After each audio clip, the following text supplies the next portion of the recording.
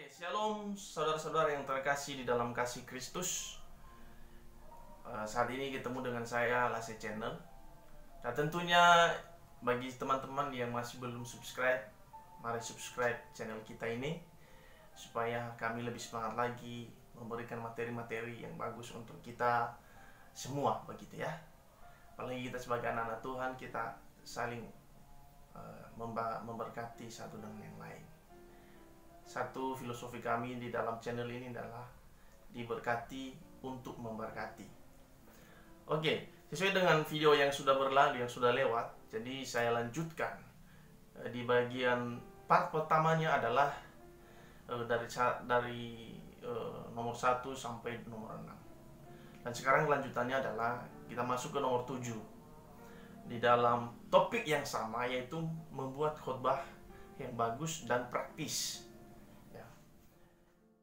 Masuk nomor 7 adalah sampaikan poin-poin inti pada awal khotbah. Begitu. Kalau mau khotbahnya itu cepat dipahami oleh jemaat atau pendengar, kita harus sampaikan poin-poin khotbah itu di awal penyampaian kita. Kita harus sampaikan, kita harus bacakan kalau kita punya bahan begitu. Kita harus sampaikan kepada mereka supaya, karena masih pada awal kita berkhotbah itu pendengaran mereka masih fresh, daya tangkap mereka juga masih fresh semuanya. Jadi ketika kita masukkan poin khotbah kita, jadi mereka dapat mengerti, oh ini ya poin pertama, poin kedua dan ketiga dan sebagainya. Oke. Kemudian kita masuk ke nomor 8.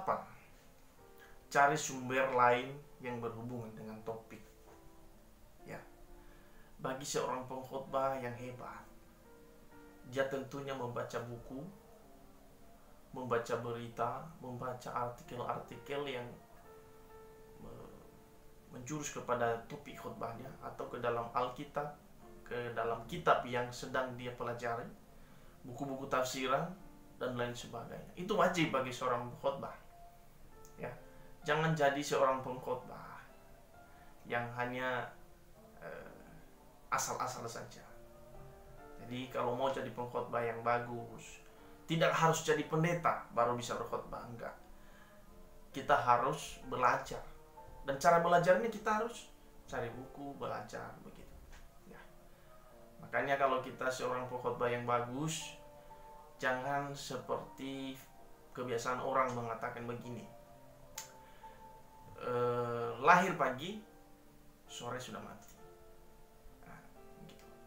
Kuliah pagi, sore sudah diwisuda. Jadi seorang pengkhotbah yang baik harus belajar banyak, harus belajar, ya. Kemudian ke nomor 9, jangan terlalu banyak menyaksikan diri sendiri. Nah, ini menarik ini begitu ya.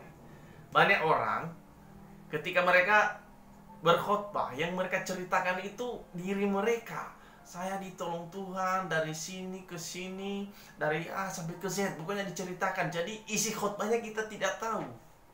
Begitu. Nah, jadi pengkhotbah yang hebat bukan menceritakan dirinya, tetapi menceritakan firman Tuhan. Menyampaikan isi firman Tuhan yang sedang dia pelajari dan dia sampaikan kepada orang-orang. Ya. Nomor 10. Utamakan khotbah Anda dapat dimengerti oleh jemaat. Ya, jangan nanti sok-sok karena udah sarjana, udah magister, jadi bahasanya pakai bahasa Inggris, pakai bahasa Arab, pakai bahasa Yunani, pakai bahasa Jepang, gitu ya. Jadi seorang pengkhotbah bukan itu yang dipahami oleh jemaat, bukan titelmu yang kau nampakkan di situ ketika menyampaikan firman Tuhan, tetapi bagaimana engkau mengaplikasikan isi daripada firman Tuhan itu. Jadi mereka dapat mengerti, mereka dapat memahami. Karena gini, pengalaman saya, ada orang-orang yang saya temui di dalam pelayanan. Jadi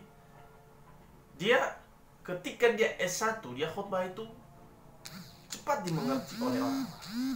Cepat dimengerti, bahkan saya sendiri dulu saya mengerti, saya paham.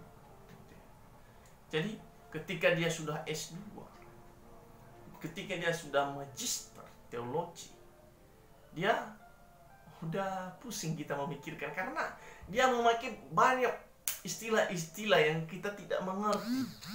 Nah, jadi teman-teman yang saya kasih dalam kasih Kristus, bagi pengkhotbah, coba untuk belajar. Yang ke-11 adalah mengoptimalkan waktu. Maksimal itu 40 sampai 45 menit. Seorang pengkhotbah bukan karena lamanya kita berkhotbah baru diberkati orang yang mendengar, bukan. Itu no. Saya tidak percaya hal itu. 5 menit pun kalau berisi khotbahnya sangat berkati. Dan sekalipun 1,5 jam, 2 jam kita khotbah, tapi kalau nggak ada isinya, sama aja artinya no. Jadi kita pengkhotbah yang baik, kita harus memaksimalkan waktu. Karena daya tangkap orang terbatas, daya capek orang terbatas. Jadi kamu para pengkhotbah yang hebat-hebat, kondisikan waktumu. Ya, makanya buat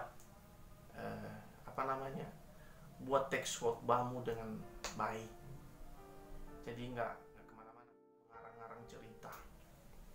Oke, ke-12 ini yang paling terakhir teman-teman ya. Tarik aplikasinya yang muncul dari dalam teks. Begitu. Seorang khotbah dia harus menarik aplikasi khotbahnya itu berdasarkan teks, bukan berdasarkan hasil otak kita sendiri, tapi dari hasil teks. Begitu. Kira-kira begitu teman-teman yang saya kasih di dalam kasih Kristus. Dari video berikut, dari video sebelumnya saya sudah jelaskan dari bagian 1 ke bagian 6, dan di video kedua ini, di part kedua ini saya mulaikan dengan 6 poin lagi, yaitu dari 7 ke 12. Jadi kira-kira begitu teman-teman. Semoga Tuhan memberkati kita semua, dan semoga khotbah kita ketika kita sudah mendengarkan video ini dan kita dapat melakukannya, mengaplikasikan di dalam pelayanan kita. Saya berdoa dari sini, semoga Tuhan menyertai kita, memberkati kita, mencukupkan segala kebutuhan kita. Jadi bagi kamu yang masih belajar terus, dan jangan pernah menyerah, karena ketika menyerah maka putuslah apa yang menjadi impianmu ke depannya. Sekira begitu, saya sapa kita dalam kasih Kristus. Tuhan Yesus memberkati. Shalom.